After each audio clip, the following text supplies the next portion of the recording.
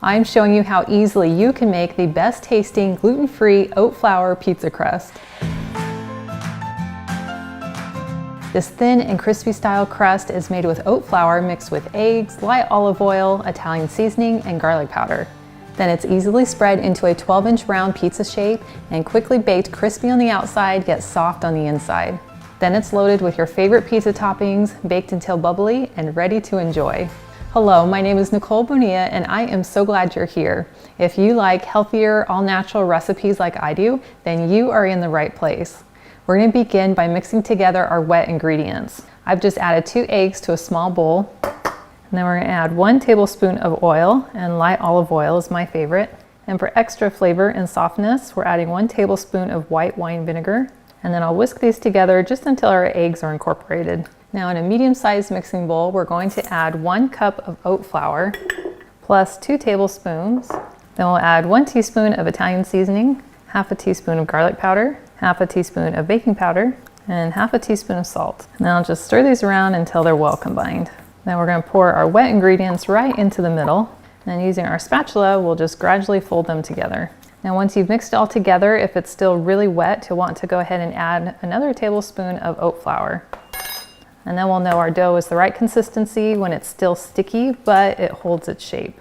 Now to bake our pizza, you could use any cookie sheet or a round pizza pan. And then I'm just going to line it with some parchment paper to make this really easy to get on and off our pan.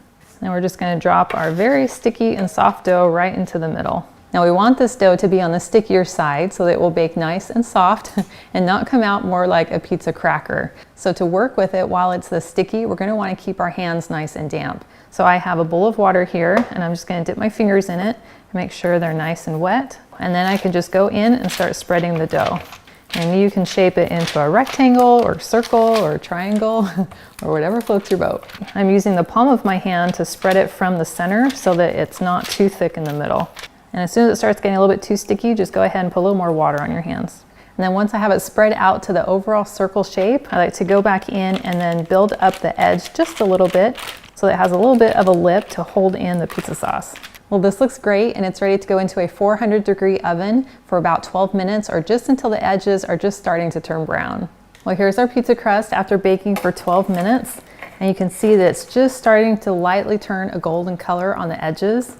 And by lifting the edge, you can see that it's nice and crispy, but still a little bit soft and flexible. Now you can add your favorite pizza toppings, and I'm going to start with some marinara sauce.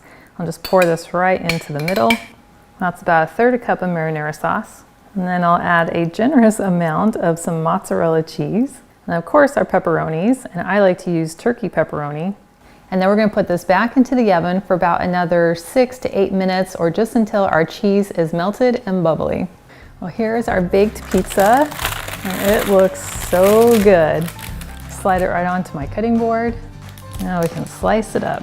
The crust is nice and crispy right on the edge, but then nice and firm to cut through. Woo. Time for the cheese pull.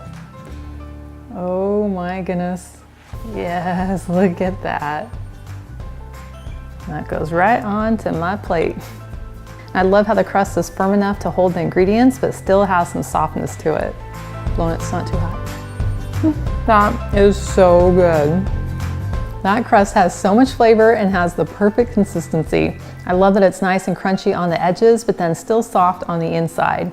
And that earthy, oaty flavor is so good. And I love the Italian seasoning and the garlic powder and the little bit of vinegar just really take it up a notch. And I love knowing that I'm eating something with clean, natural ingredients, which means I'm going to feel just as good even after I enjoy it. And I love being able to share my creatively healthy recipes so that you can enjoy them too. Well, thank you so much for hanging out with me today in my kitchen. I've included a link to the full recipe and it's in the video description below, and it takes you to my website, gentletummy.com. And I also invite you to like and subscribe to my channel.